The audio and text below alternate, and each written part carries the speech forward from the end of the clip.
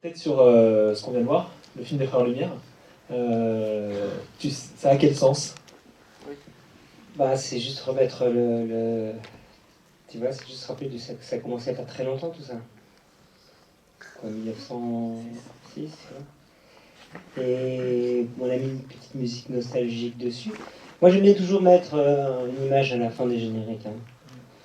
Et souvent je me pose la question, à la fin en faisant le film, tu vois, qu'est-ce que je mets comme à la fin. Et pour ce film, c'était évident de mettre ce film. D'un coup, quand tu vois aujourd'hui le langage, la complexité, le monde, l'industrie énorme qui est la publicité, c'est parti de ça. En tout cas, le film publicitaire, l'industrie du film publicitaire, de la pub en général.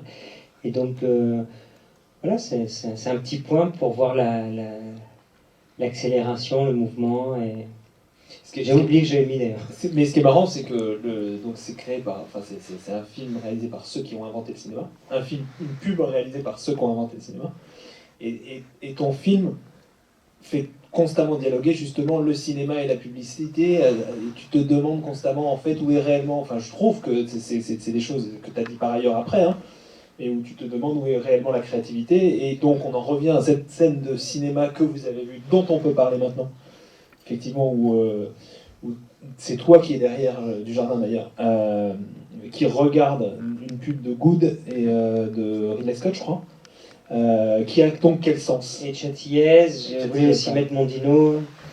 Je pense que c'est la créativité, c'est-à-dire que je trouve que dans ces films de publicité, il y a parfois plus de créativité que dans les longs métrages, je crois que c'est ce que je dis, enfin que le personnage de Jean dit, mais c'est moi qui ai écrit cette phrase. C'est maintenant qu'on va taper quand même sur la publicité, rappelons-nous que c'est un outil, tu vois, c'est un objet, c'est ce qu'on en fait en fait. Le cinéma peut être de la soupe idéologique ou commerciale, ou, tu vois, ça peut être fait vraiment comme un produit, alors que la pub qui vend un produit peut être un objet d'art.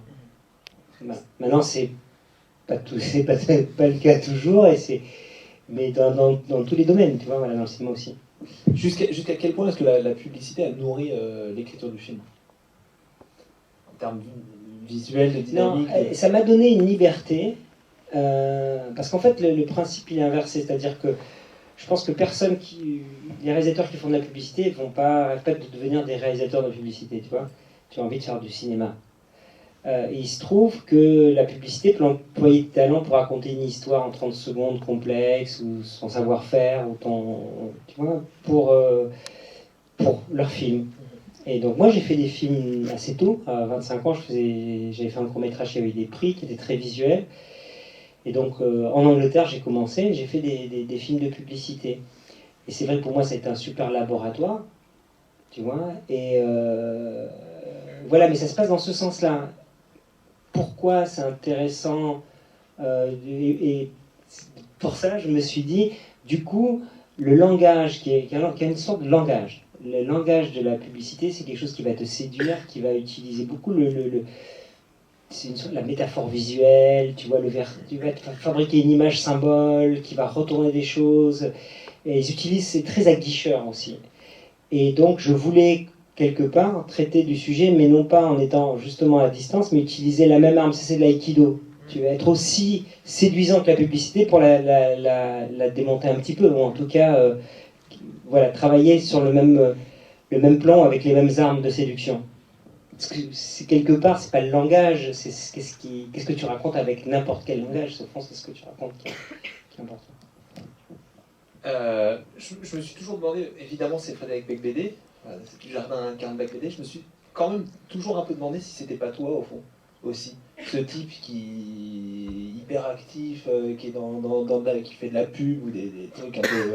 Et qui est au fond en quête de spiritualité, en quête d'un truc qui remettrait les pendules à l'heure et qui. Tu sortais de. Tu avais commencé avec Vibroboy, avec Doberman, et puis tu fais d'un seul coup Blueberry, tu pars faire des documentaires soit sur des saints en Inde ou sur des quêtes spirituelles. Je me suis demandé si Octave c'était pas un peu Yann Kounen. Et dans tous les films que tu fais, quand tu as un personnage principal, tu vas trouver des résonances avec toi. Moi, j'ai pas l'impression d'avoir j'ai des dimensions de résonance avec Frédéric, avec BD, donc avec Octave. Avec Octave, c'est plus, il y a deux idées. Je pense qu'il y a une idée, c'est si tu veux détourner un avion, il faut être dedans, quoi. Donc, en ce sens-là, je trouve qu'on a souvent reproché, j'ai trouvé ça toujours surréel à Frédéric de dire bah voilà, tu es dans le système machin de la pub, puis t'en sors et tu craches dedans, tu craches dans la bouche qui t'a nourri. Mais non, tu fais ton travail d'artiste et de citoyen, c'est-à-dire que à un moment, tu vis quelque chose et que peu importe que ça t'ait nourri ou pas, c'est quoi ces histoires, tu vois, tu vas critiquer, parce qu'après tout, voilà, c'est le rôle des artistes, tu vas critiquer. Le système dans lequel tu as navigué. Et moi, je dirais que j'ai eu... tu disais toi-même que c'est moins violent. Moi, j'ai pas été impliqué dans la publicité comme Frédéric, tu vois, j'ai pas passé des années en étant DA. Moi, j'ai fait quelques films publicitaires qui étaient pour moi simplement des moyens de gagner ma vie, d'essayer des choses, de tourner avec du matériel, de comprendre comment faire mon métier, tu vois, avec du matériel que tu n'as pas quand tu fais des courts-métrages, de convaincre des gens et de trouver de l'argent. Ça a toujours été ça, c'était un rapport un peu distant, et puis je faisais des films. Donc, il y a la dimension de provocation, tu vois. Je pense que si tu vois Vibro Boy ou Doberman, il y a comme ça, il y a un côté un peu sale gosse, je saute, mal élevé. Mais mal élevé, pourquoi? Parce qu'une société élève la politesse au rang de la vertu, alors que la politesse doit être quelque chose qui se décline à peu près naturellement dans une société à peu près saine, tu vois, c'est-à-dire juste on est un peu respectueux les uns des autres. Et donc voilà, donc le côté peut-être un peu potache et provocateur, mais sinon, il y a certaines choses dans le film qui sont de moins, la fin notamment, mais la fin dans le roman était beaucoup plus sombre, hein, tu vois. Et donc la fin, et puis par-ci, par-là, j'ai mon personnage de Pyjaman, tu vois, la publicité ou le monde un peu vif et rapide de toutes ces images, c'est la capacité à se contenter, la capacité à s'ennuyer, à accepter l'ennui. L'ennui peut être un espace de découverte, tu vois, parce qu'on ne devrait pas s'ennuyer la nature, même si tu regardes juste des feuilles, tu vois. Pourquoi? Voilà, et donc il y a des petites choses de moi dans le film, mais dans tous les films.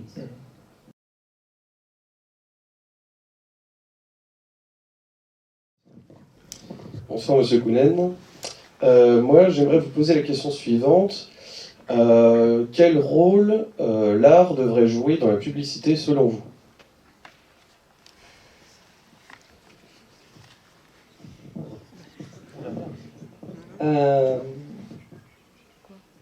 Je pense que l'art n'a pas de rôle à jouer dans la publicité. Je pense que l'art est l'art, quoi. Il doit être le plus possible éloigné d'être un vecteur qui ne sert à promouvoir que autre chose que ce qu'il n'est, tu vois. Donc moi j'ai fait une école d'art, je dirais que l'art est souvent l'inspirateur. Tu vois, il inspire ce que je disais, hein, que ce soit l'art contemporain, la peinture, le dessin, la musique, enfin, tous les arts inspirent la publicité. Après, certains artistes se trouvent, hein, il y a des artistes qui sont aussi des artisans, dont moi je fais partie, je me considère que le métier de cinéaste c'est d'être un artisan en fait. Hein. Ça tu vis bien, tu dors bien, parce que tu es tellement face à des contraintes matérielles que tu as un savoir-faire et tu fais au mieux dans ton espace, tu vois. Mais donc je pense que non, l'art n'a pas sa place dans la publicité, tu vois. C'est ce que je dirais maintenant. Voilà, mais il se trouve qu'il y a beaucoup d'art dans la publicité, d'expérience artistique. Mais moi, je suis un peu puriste. Tu vois. Pour moi, l'art, c'est un espace où un artiste n'a de compte à rendre à personne quand il fabrique l'œuvre. C'est en ce sens qu'un film, à la base, ne peut pas être purement considéré comme un acte d'artiste, parce qu'un artiste, tu ne vas pas lui dire, enfin, en tout cas dans la vision un petit peu contemporaine, tu ne vas pas lui dire, bon, bah écoute, c'est bien ta peinture, mais là, tu n'as plus qu'une demi-heure. Puis, tu voulais mettre 3 personnages, moi je pense que c'est 2, et c'est mieux que bleu que rouge. Tu vois, et que lui doit discuter, arriver à un consensus, et on lui donne les pinceaux. Le cinéma, c'est ça. Donc à partir de là, tu sors de cette version. Quand tu as de l'argent et une énergie, une intention extérieure à celle de l'artiste ou de groupe d'artistes qui intervient dans le fait de fabriquer l'œuvre, tu vois, l'énergie qui fabrique l'œuvre, elle a des comptes à rendre. À ce moment-là, tu sors du domaine de l'art.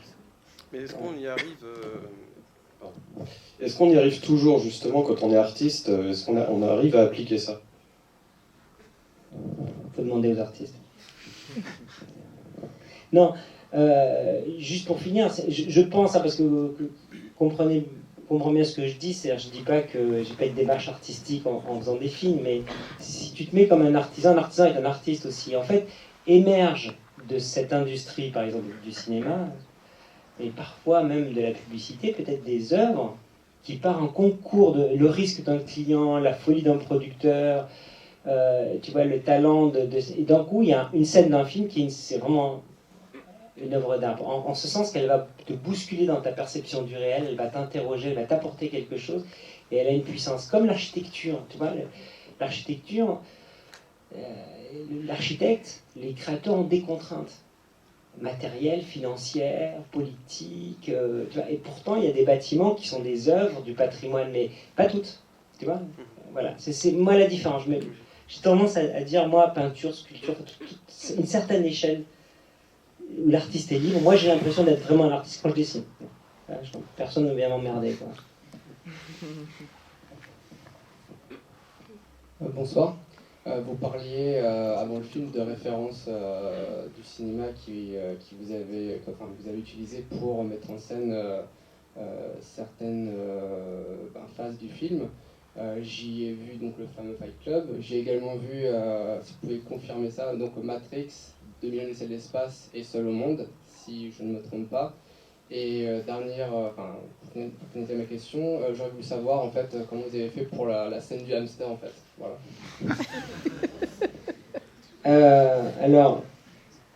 Le hamster, ben en fait, bien sûr, moi je me demande déjà, j'ai dit, on doit faire cette scène, mais il ne faut pas tuer un hamster. Hein. On soit bien tous clairs. Déjà sur Blueberry, quand le mec a mis une branche, je dis, tu l'as coupé où? Donc, non, le hamster, en fait, on savait qu'on allait faire cette scène, et donc on avait besoin à la fois d'un hamster, tu vois, qui court, et ensuite, on a fait une double passe, c'est-à-dire que tu as l'acteur, tu vois, avec la cage, avec le hamster, il n'y a pas le hamster dans la cage, et puis après on a enlevé l'acteur, on a mis le hamster, on a fait courir le hamster, et on a, à la prise de vue, hein, pas en post-production, à la prise, ça donne un effet complètement différent au niveau de l'image, on a ralenti l'enregistrement de la caméra, on est en 35, en pellicule.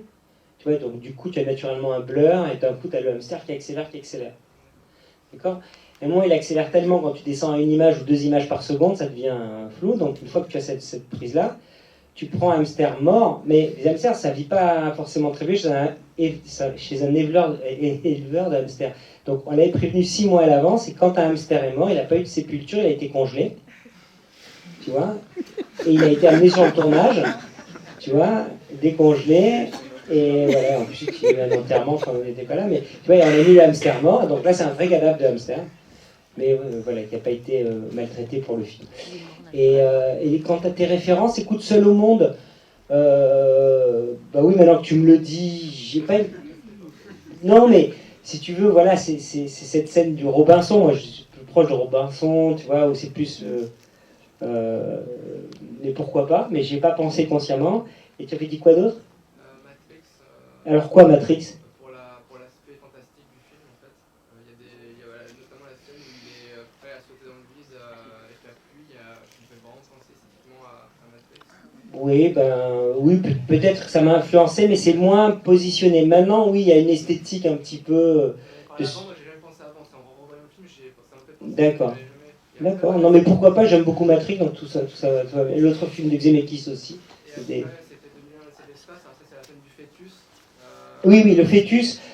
Ah oui, je me souvenais plus, j'ai pas revu depuis longtemps le film, je ne suis pas resté avec vous, mais le fœtus, quand il le touche. Ouais. Oui, mais c'était naturel. En fait, c'est pas une référence, si tu veux, ça l'est devenu parce que, bien sûr, j'ai pensé à la scène du fœtus qui revient immortel vers la Terre de la fin de 2001, mais en fait, l'idée de cette scène du fœtus, elle m'est venue en me disant, quand tu vois ce mec qui balance si vite la possibilité d'avoir ou pas un enfant, qui est Octave, d'un coup, la prise d'un psychotrope va lui montrer la conscience de quoi tu parles, tu vois, de quoi tu parles de ça, tu parles de la vie en gestation, etc. Après, tu peux la refuser, l'accepter, mais regarde juste la réalité de la chose, et donc l'expérience qu'il a, vient regarder, tu vois, purement, il diminue pour aller à l'échelle de ce qui est en train de se produire dans le ventre. Et la musique aussi que tu utilisais la musique classique quand ils conduisent. Oui, alors après, tu sais quoi, je me suis servi, on a tous dit c'est open bar sur les films, puisque le film le permet. Donc, des films qu'on aime, voilà. Il y en a plus conscientes et plus posées que d'autres. Mais non, mais moi je sais plus, moi tu vois, Une qui est évidente, c'est Terry Gilliam. Que ce soit Brésil notamment.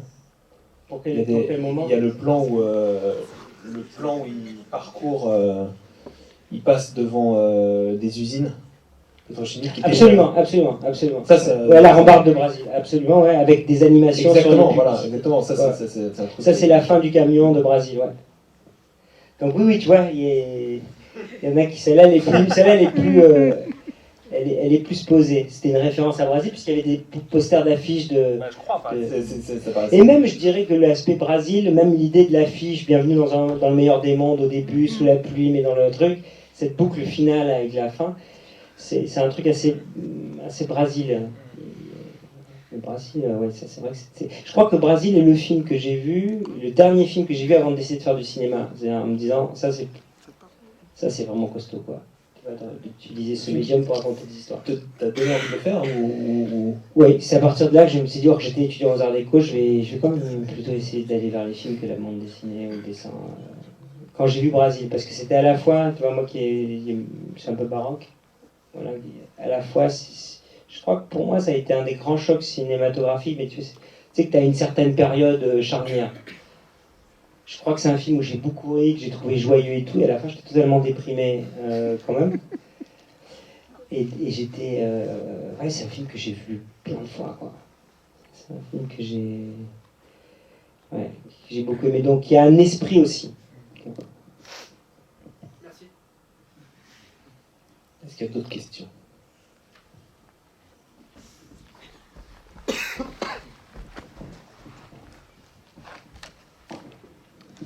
Bonjour. Alors, j'aurais une petite question à vous poser. On a vu dans beaucoup de making-of de Michel Gondry qui travaillait beaucoup l'aspect graphique et art vidéo en amont, avec des plasticiens, avec des maquettes. Depuis Vibroboy, dans votre travail, on voit qu'il y a une grande utilisation de l'effet vidéo. Vous parliez des arts déco, on s'imaginait que ça vient de là. Quelle est votre méthodologie de travail par rapport à ça?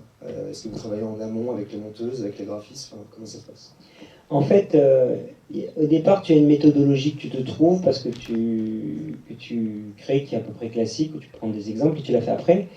Je pense que quand tu fais une série de films, au bout d'un certain moment, tu vas trouver des méthodologies ou en inventer ou en adapter en fonction du film que tu fais. Donc, on peut parler après de cas particuliers, mais chaque film, tu vois, a sa façon de faire. Je dirais celui-là et le suivant. Le suivant, c'est Chanel et Stravinsky. C'est complètement différent, la méthodologie. Même radicalement différente. Voilà. Donc après, pour ce film, ce que j'ai fait, c'est que j'ai travaillé avec les acteurs en lecture, pas en répétition, en lecture. J'ai storyboardé toutes les scènes où il y a des trucages. Juste les scènes de trucage. Et après, les scènes qui n'étaient pas truquées, où il n'y avait pas l'idée de trucage, j'ai préparé les découpages, hein, en certaines. La réunion, elle est très préparée. Tu vois, la grande réunion, ça, c'est vraiment quelque chose qui est storyboardé. Et sinon, il y a plein de scènes où je storyboardais pas, je me laissais aller un peu à l'improvisation, ce que j'ai poussé après dans le film suivant. Au contraire, je n'ai rien storyboardé, sauf le Sacre du Printemps, où là, j'ai même fait un montage vidéo, parce que c'était très compliqué. Tu as des musiciens qui jouent, tu vois, donc le violon attaque, le danseur doit faire ça, donc où doit être la caméra à ce moment-là, le public, il y a 500 personnes, il y a celui-là qui va bouger là.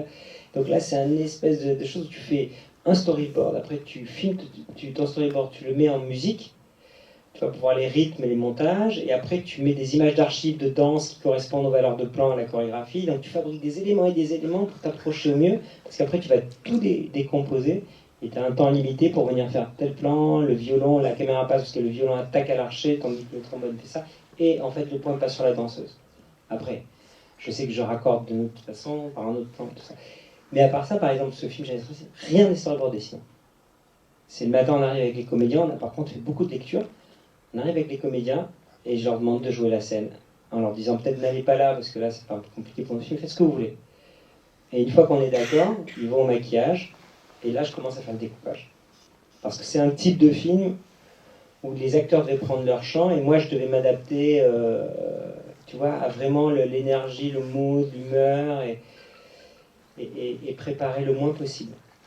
Après j'avais des concepts, il y a des films où j'ai des concepts, Chanel par exemple, c'est encore, c'est le dernier, je m'en souviens plus, mais Chanel, j'avais le concept de la maison est un personnage, donc quand on rentre dans la maison jusqu'à un certain plan, qui va être le gros plan d'Elena Morozawa, la femme de Stravinsky, il n'y a pas de gros plan. C'est la maison doit occuper plus dans le cadre que les personnages, pour qu'on intègre l'espace comme personnage. Et après, tu vois, et après tu fabriques des films avec des principes. Tu vois, tu te dis, dans cet espace-là, c'est comme un peu quel instrument va jouer. Tu vas dire, là, je ne vais pas faire de mouvement de caméra dans ces scènes-là. Il ne faudrait pas que je fasse. Dans ce groupe de scènes, il faut que je fasse de l'épaule. Parce que là, c'est une certaine énergie, le personnage est déstabilisé, je dois faire ça. Donc tu prénotes des choses et après tu rentres dedans. Parce qu'il ne faut pas faire des trucs trop systématiques. Il faut varier les écritures, tu vois, surtout quand tu tournes dans une Ici, le principe, c'est que c'est beaucoup plus stable quand Octave est clean, et t'es en steadicam quand il est... Je m'étais posé la question en voyant le film. Et t'es en steadicam quand il est complètement coquet, non? Non, parce que tu as du steadicam quand il n'est pas forcément complètement Ouais, parti. c'était un truc, justement. Mais tu as quand même le réveil, il est beaucoup plus fixe, tu vois, ou épaule, ou... En fait, tu sais que l'écriture cinématographique, la façon dont tu vas utiliser la caméra ou la focale que tu vas utiliser, elle va aussi te donner une perception sur l'humeur du personnage, sur son mood, sur où il est. Il est perdu, au contraire, il est décidé, tu vois, donc tu as fait une image symétrique, structurée. Tu as des règles de base intuitives. Si tu veux mettre la pression sur un personnage, tu le fais un peu par-dessus. Si tu veux le grandir, tu le fais un peu par-dessous. Tu vois, comment... la position du plan large est toujours très importante dans une scène. Tu vois, c'est-à-dire que tu ne dois pas te dire, bon, alors j'ouvre, j'envoie un plan large. Et puis, non, le plan large, c'est en fait comme un roman. Quand tu es en roman, et si quelqu'un commence à écrire tu vois, un détail sur la tasse et la cuillère et la chaleur, des volutes qui sortent, tu vois, ça c'est un gros plan. S'il commence à décrire l'humeur d'un personnage, les pensées d'un personnage, c'est un gros plan, mais du personnage. S'il décrit une pièce, c'est un plan large. Tu regardes même dans la littérature, il y a du découpage. Et donc toi, c'est comment tu veux rentrer dans une scène, tu vois, dans quelle humeur, dans quelle sensation, et un plan large, il te positionne aussi un personnage dans un espace en rapport aux autres et un rapport du spectateur à l'espace. Tu vois, une distance aussi, une proximité. Donc c'est ce mouvement-là que tu prépares. Mais ce n'est pas qu'intellectuel, c'est-à-dire c'est pas en te disant, en même temps tout ce que je dis c'est comme ça, mais en même temps c'est très intuitif, moi.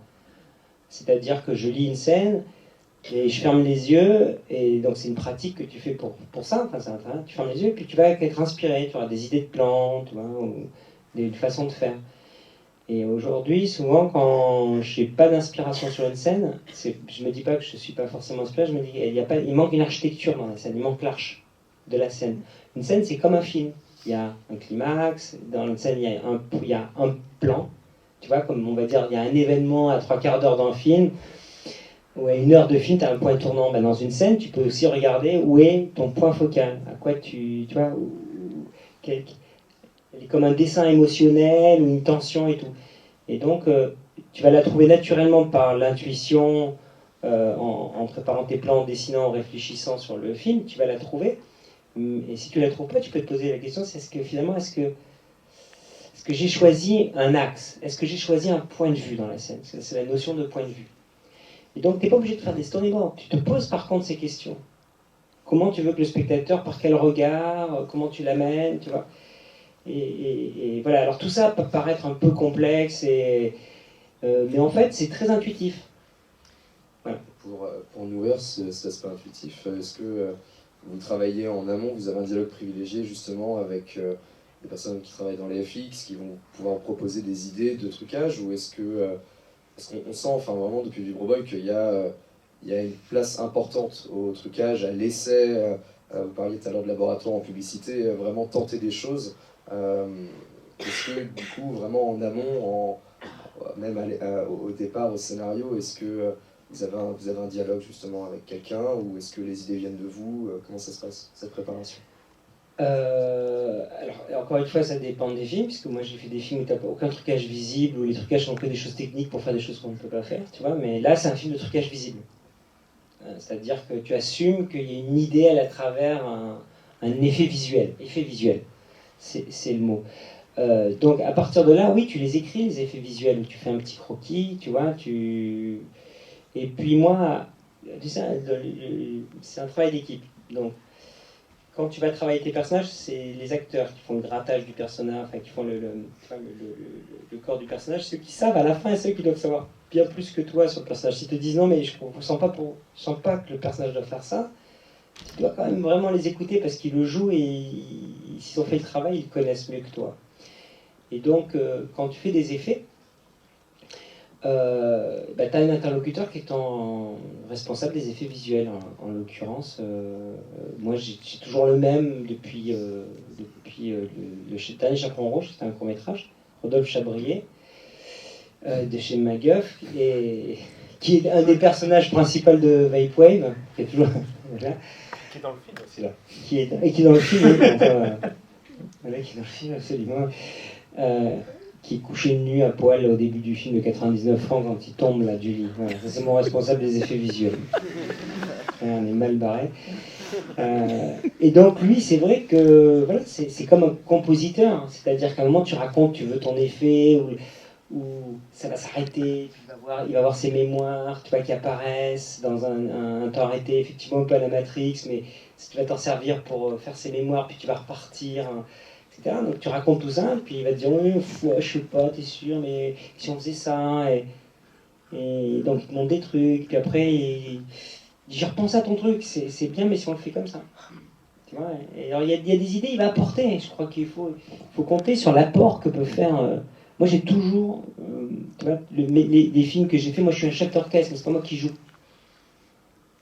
Tu vois, c'est-à-dire qu'il faut trouver le bon violoniste, et lui va te faire, et toi tu vas juste faire que tout le monde va dans le même truc, c'est-à-dire que je considère que la costumière, la créatrice des costumes, alors c'est bien plus que moi sur le costume du personnage. Moi j'ai une idée, je vais te dire, j'ai envie qu'il ait tu vois, qu'il ait une veste noire toujours sur lui, et voilà, et puis mais je vais pas lui dire. Elle me dit, moi je sais pas, et toi comment tu le vois? Parce qu'elle va réfléchir avec son savoir qui est plus vaste que le tien, et elle va te proposer s'il faut une veste bleue. Alors, mais en fait, tu vas la voir, tu vas dire, c'est pas ce que j'imaginais, mais c'est mieux en fait, c'est bien, c'est ça. Et parce que tu peux toujours revenir à une idée que tu as. Tu vois, le but, il n'est pas de dire. Il y a une forme de légende absolue dans laquelle moi-même j'ai un peu navigué, et qui est la légende du metteur en scène qui doit avoir réponse à tout. S'il y en a qui veulent qui font du cinéma aucun face, il y a une bonne nouvelle, c'est pas vrai.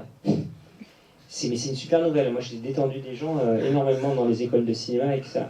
Pourquoi? Parce que en fait, t'as pas à avoir la réponse à tout. T'es celui à qui on va poser la question, mais dis-toi que toute question, tu peux la renvoyer. Déjà, tu gagnes 25 minutes. Tu vois? Et après, tu peux faire. Sinon, moi, je sais pas, moi. Et moi, j'avais vu ça. En fait, j'ai eu le déclic de pouvoir le dire. C'est quand j'ai vu un making-of, je crois, des Affranchis Scorsese, qui pour moi, tu vois, le mec. L'architecte hyper précis des plans, tout le monde lui demande, on fait comme, je sais pas, on va trouver. Mais tu vois, il faut par contre que tu acceptes l'idée, que tu sois de bonne humeur et te dire, moi je sais pas. Mais pas, je sais pas. Tu vois, faut que toi, tu sois à l'aise avec l'idée qu'il y a un challenge, t'as pas la réponse. On va la trouver. On est quand même une bande de joyeux drilles, on va bien trouver une solution à ce problème.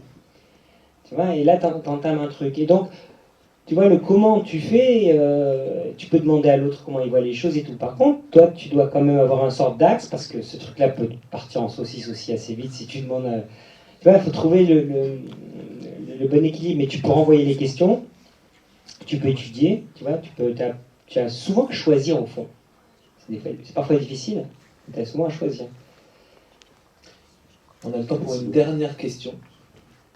S'il y a... Eh bien. Bonsoir. Du coup, pourquoi est-ce que vous vous êtes choisi pour 2 apparitions à l'écran, et pourquoi les apparitions aussi à l'écran de Frédéric Beigbeder? Bah, écoute, j'ai pas. Alors pour Frédéric, j'ai choisi Alors pour Frédéric, j'ai choisi. C'est-à-dire que quand le personnage d'Octave, Jean, est en bad, il devient Bec BD. Ça me faisait rire l'idée. Ouais, donc j'ai dit, écoute, t'es la version un peu trash du personnage quand il se voit dans la glace et que c'est toi, il se dit que ça va pas, quoi. Donc Frédéric a accepté, il a trouvé ça marrant et on l'a fait. Tu vois, donc ça venait, c'est juste une idée parce que je sais que j'aime bien que les auteurs soient à l'intérieur aussi, tu vois, quelque part. Et donc j'aurais pu ne pas trouver et parfois je les ai pas mis dans les films parce que je ne trouvais pas, tu vois. Mais là j'avais trouvé cette idée-là et Fred a accepté, donc du coup l'hôtesse de Léon s'est marrée. Voilà. Et après moi, j'y suis par accident, j'ai été casté par Jean Dujardin. C'est-à-dire, moi je dis bon, va falloir mettre ce mec dans l'asile, tu vois, qui est un peu perché, mais toi avec les Indiens, tout ça, tu vois. Et je dis ouais, et puis tu vas être en pyjama bleu, tu vas t'appeler Pyjaman. Et je dis bon, d'accord. Et c'est Jean, j'ai créé, voilà, mon personnage de Pyjaman, c'est Pyjaman, c'est lui qui l'a.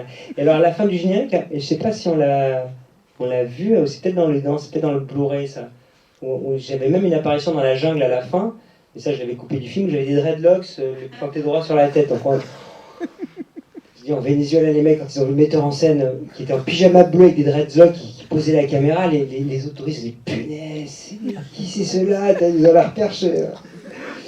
Et donc tu vois, c'est un jeu, c'est-à-dire qu'à un moment donné, je me suis dit oui, t'as raison, en fait. Puis ça me va bien. Je sais bien faire enfin, c'est pas loin de la nature, tu vois. Je peux trouver ça en moi, c'est simple d'esprit, cette, tu vois, des piles. Non, bien heureux. Tu vois, voilà. J'ai fait de la comédia dell'arte plus jeune, donc ça, c'est des rôles que je peux me glisser avec joie. Donc j'ai fait ce rôle-là, mais j'avais fait aussi Billy, qui était aussi un peu simple d'esprit dans Blueberry. Je fais toujours une petite apparition dans mes films, non pas parce que je pense qu'un metteur en scène, s'il joue un petit peu, il se rappelle en cours de tournage la difficulté du jeu. Tu vois, il se rappelle après, moi ça m'a rappelé après de regarder les acteurs à la fin de la prise. Parce que moi quand je faisais mes conneries, tu vois, sous mon arme comme ça, puis moi je faisais couper, puis tout le monde regardait ses chaussures, tu vois. Et je me dis, tiens, moi je fais un peu pareil. Je dis, bon, on va faire le prochain plan. Que quand j'ai fini une prise avec un acteur, tu dois être dans son regard et tu dois juste lui dire que ça va, quoi. C'est juste dans. Donc ça m'aide toujours de faire une scène. Ça fait plaisir aux acteurs parce qu'ils m'aident du coup. Parce que du coup, ils font de la mise en scène, puis ils me voient en difficulté, moi qui les titille un peu, mais tout ça très gentiment. Donc.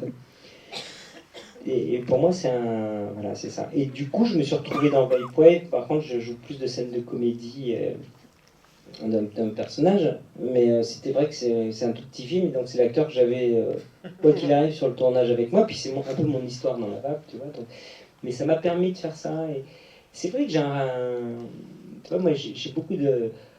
Je trouve que le travail d'un acteur, et c'est quelque chose d'incroyable, tu vois, à un certain niveau, c'est vraiment quelque chose. Et c'est bon de se mettre à la place, je crois que quand on l'a pas fait, et les réalisateurs c'est pareil, tu vois, j'aime beaucoup travailler avec des acteurs qui ont mis en scène.